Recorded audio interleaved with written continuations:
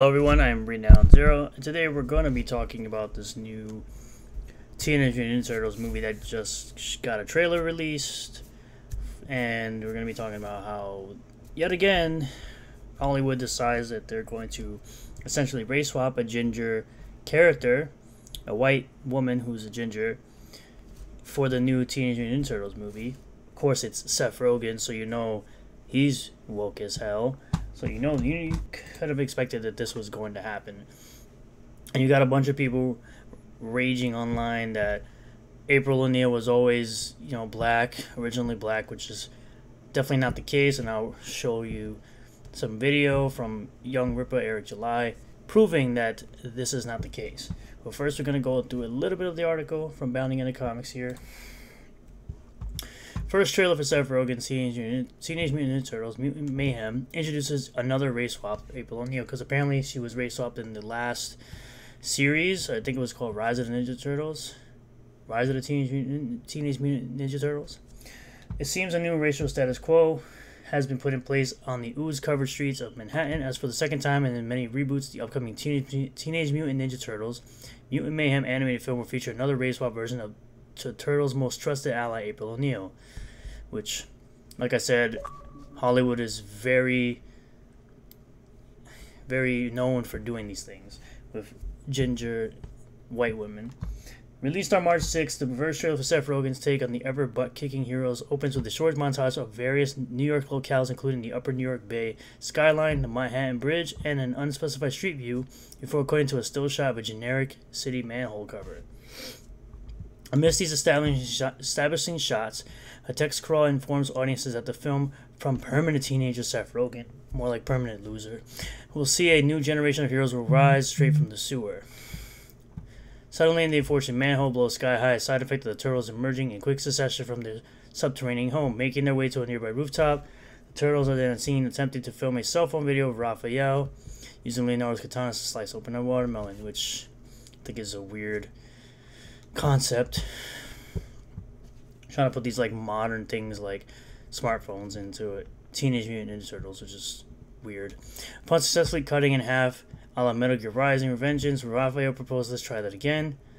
While Donatello reacts to the idea of glee, Leonardo can be seen behind him with a questioning look on his face. The latter is soon taken aback upon discovering that he would have to be the one to hold the target for his brother.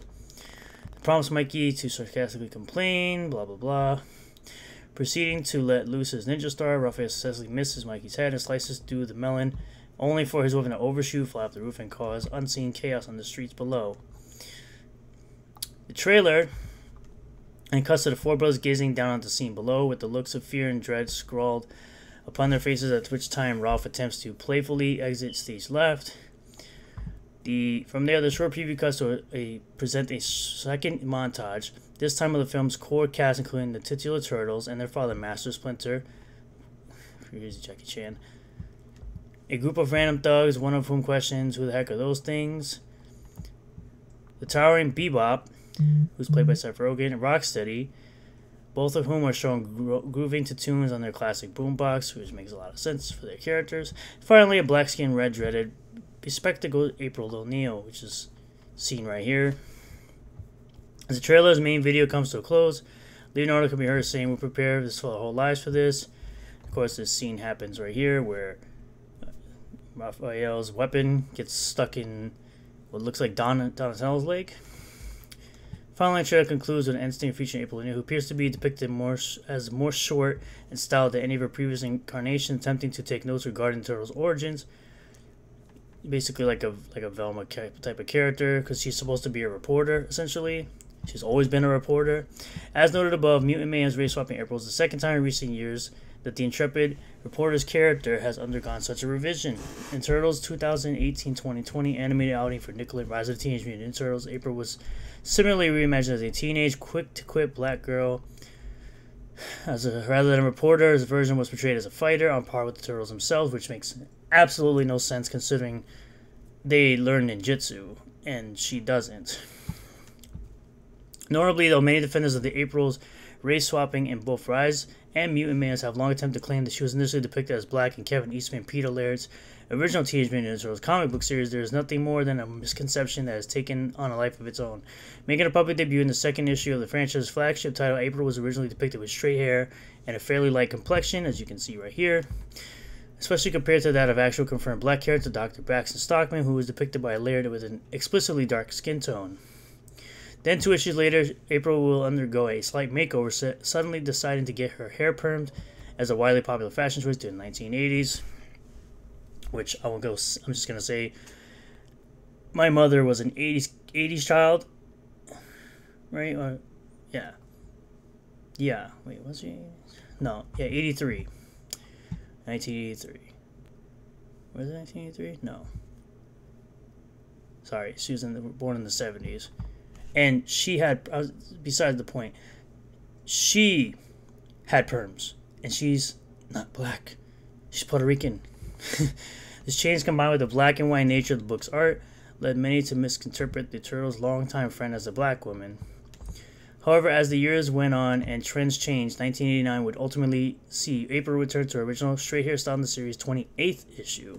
You can see it here. Clearly white skin toned. But I will go through this right here. You can see Eric July talking about it. This right here. Let's take a listen. Who is Baxter, who is a black man. Now, the fact that a lot of the original work was done, let's say in black and white, it's sort of lended these idiots some sort of non-argument, let's say, where they would try to base some of the shading and stuff and how it was done. We'll go over that a little more in a bit, but how it was done, and they will then say, well, this person was black, when it's simply not true. But you can see Baxter being a completely different color. You can see her hair isn't even among what you guys have been sharing around. I'll show you that in a minute as well. But they had no problem making Baxter black. If they wanted her to be black, they would have made her black. Ironically enough, in the original design, the original concept design of Baxter, he was not black. Doesn't matter, in the first publication he was, but that's the argument isn't about Baxter. The argument is about April O'Neil, which, yeah, considering that last name, it would seem apparently obvious, but it's not. Here, same issue, standing right next to him, you can see that they're not the same color. Okay, period. That's a white woman, that's a black man. It's really that simple. It is really that simple. But it's also this clip right here where it talks about Pete Lard saying in himself that April O'Neil is indeed white. This is the end all. Peter Laird, again, originally designed a character. He said, if you ask me, this is in, he said this multiple times. You can go look at some of his question and answers that he's done over the years. He said there's 2 quotes. He said, if you ask me, I always saw April O'Neil as white. And another quote, he says, as the co-creator of the character of April O'Neil, and as someone who has always imagined her as white and very likely of Irish, Scottish, English ancestry. That's what he says. Again, this is not my opinion. These are the facts. Exactly. Let's get back into it. A favorite citation regularly raised by those who believe April was originally to be black is Teenage Mutant Ninja Turtles, Volume 1, Number 32, Egyptian Adventure. As in the second printing of the issue, she was explicitly depicted as a black woman. Yet, what many do not realize is that this issue was not produced by the Turtles creators, but rather by underground comic artist Mark Bode. Produced during a period when Mirage was allowing other creators to play with Eastman and Laird's toys. The stories published as part of the idea, these issues are considered non-canon. So yeah, this is non-canon. This is the actual comic here. Further, this mistake was corrected long ago, and all the subsequent reprints of the story have consistently portrayed April with white skin, as you can see here.